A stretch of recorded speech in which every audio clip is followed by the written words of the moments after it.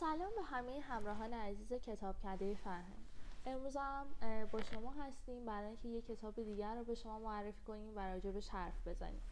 کتاب امروز ما کتاب با توران میرهادی هستش که امروز در خدمت نویسنده و گردآورنده این کتاب خانم پروین رئوفی عزیز هستیم که بیشتر ما رو با این کتاب که خودش زحمت نویسندگی و گردآوریشون داشتن آشنا بشیم. خانم رئوفی خیلی خوش اومدید. مرسی که وقتتون رو به ما اختصاص دادید. دوست دارم یه خورده راجع به خود خانم میرهادی برای ما توضیح بدید. ایشون چه کسی هستن؟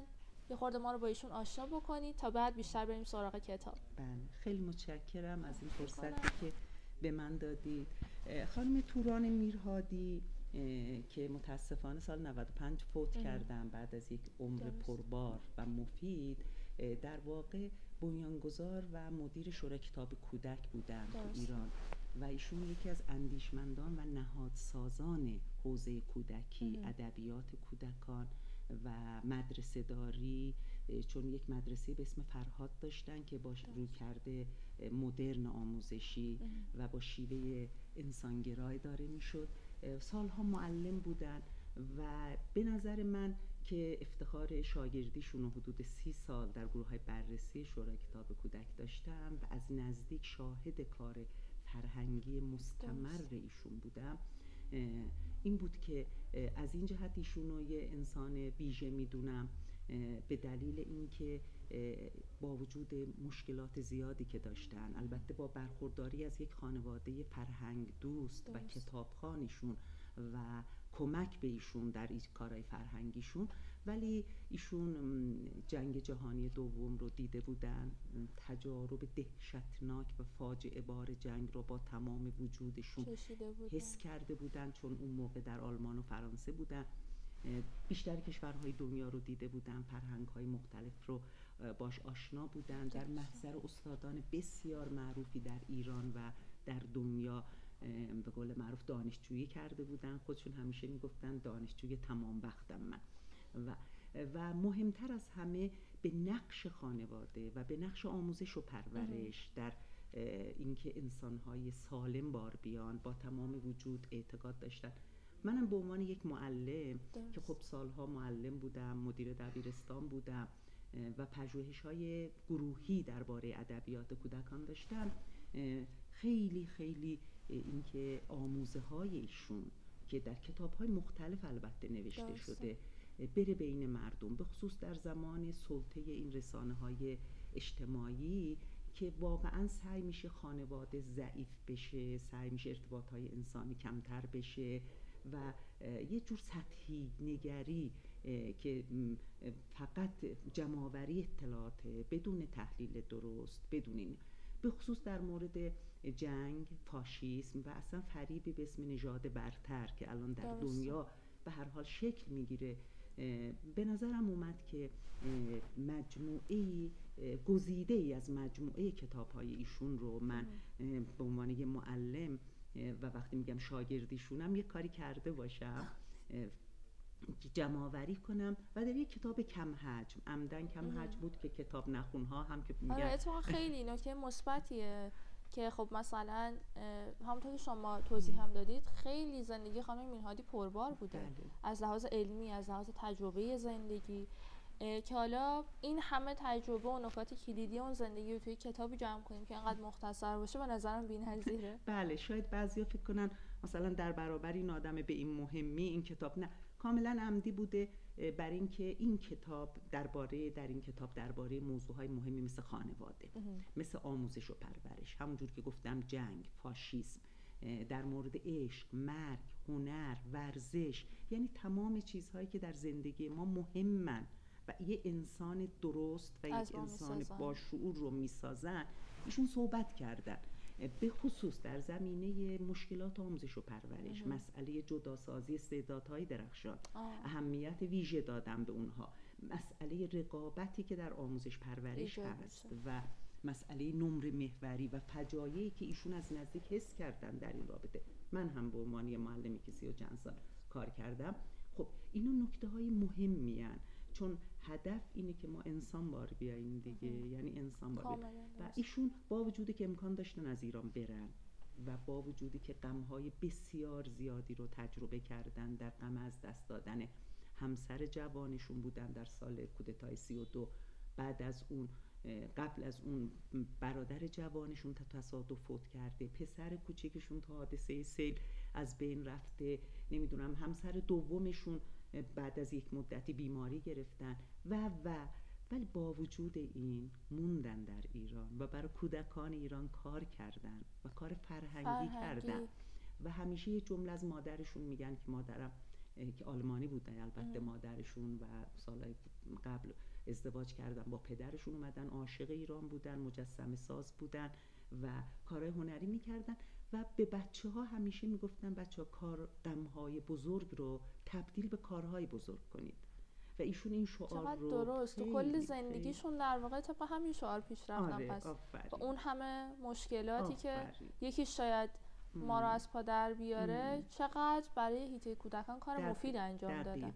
همین ایشون ببینید در خودشون نموندن، تحریم نکردن بیرون رو، گوشه خلوت گزینی رو انتخاب نکردن و سعی کردن به ازای تمام غم‌هایی که دیدن یک کار مفید انجام بدن. برای همین من معتقدم خیلی هستن از خانم میرهادی هم شاید غم‌های بیشتری رو دیدن. حتی اون خانواده مهم پشتیبان خانم میرهادی بودن اونم نداشتن و این فاکتور مهمی بوده. از این جهت نمیخوام خانم میرهادی رو خیلی ویژه کنم و بگم فقط ایشون یه نفر بودن، نه هزاران نفر مثل خانم میرهادی هستن، گمنامن، ما نمیشناسیم ولی کارهای بزرگی کردن. دقیقاً کارهای بزرگ کردن و منم فکر میکنم در برابر غم‌های بزرگ انسان باید به یه چیزی فراتر از اون برای تحمل اون غم رو بیاره و ایشون مثلا میگم وقتی برادرم مردن من دیوانه شدم ولی مدرسه فرهاد رو به کمک خانواده‌ام را انداختم، یا وقتی که یه اتفاق دیگه برام افتاد شورای کتاب کودک رو از سال 41 بنیانگذاری کردم که کارش بررسی کتاب‌های مفید و توصیه کتاب‌های مفید به کودکان، یا مثلا دایره المعارف فرهنگنامه کودکان ایرانی رو تألیف کردم. خب ما نداریم، یعنی فرهنگنامه اغلب ترجمه است. البته همه اینها با کمک گروه بسیار بزرگی از فرهنگ دوستان شده، ایشون تحقیق نکردن ولی اون انگیزه و اون ایده، اون جرقه در واقع توسط خانم میرهادی خورده. من دلم میخواست در این زمانی که در دنیا و در ایران مشکلات زیاده همه ما سعی کنیم در واقع در برابر مشکلات منفعل نشیم، کار کنیم، همچنین اتفاقات خوبی رو رقم بزنیم. در حد خودمون لازم هم نیست واقعا، شاید شرایط زندگی خانم میرهادی طوری بوده که میتونستن کارهای بزرگتر انجام بدن، ولی من هر کسی در وجودش توانایی هایی داره که مثبت باشه در حیطه خودش. به این دلیل بود من این کتاب رو سعی کردم گردآوری کنم و در اختیار به خصوص کسایی که در واقع خانم میرهادی رو کمتر میشناسن قرار بدم، چون نکته هایی که در مورد این مثلا برای یه پدر مادری که فرزندش عاشق شده ولی این عشق به نظر میاد ناهماهنگه، ببینید واقعا چه توصیه هایی ایشون میگه، چطور میشه سازگار شد، چطور میشه با این مسئله مهم برخورد کرد که کار به عناد و احیانا نتیجه نادرست نداشته باشه، یا در زمینه میگم آموزش پرورش. ببینید در تمام اینها ارتباطهای انسانی خیلی مهم بوده. در این کتاب هم هست مثلا مشرمزان که سرایدار اونجا بوده، خانم میرهادی میگفتن اصلا ما رابطه دوستانه داشتیم، یعنی بچهای من و اونا گاهی نگه می‌داشتن من جایی برم، بچهای اونا رو هم ما ببینید اون روابط میانفردی سالم بوده دیگه. اینو که یاد بگیریم انگار تموم شد. زندگی رو یاد آره من با تمام وجود میگم چقدر خوبه در جامعه ما اینا باشه، ما جدا از هم نباشیم. هر کسی حیطه کار خودشو داره و بعدم فروتنیشون. و خانم ایدری من چیزی که باز هم دوست دارم عاملی شد که من فکر کنم این کتابو چندین بار نه تنها خودمون بخونیم بلکه به نظر من هدیه بدیم، یعنی اولیا پدر مادرها میتونن واقعا این کتاب کم حجمو تهیه کنن و نزدیک عیدم هست به معلمای بچه‌هاشون بدن.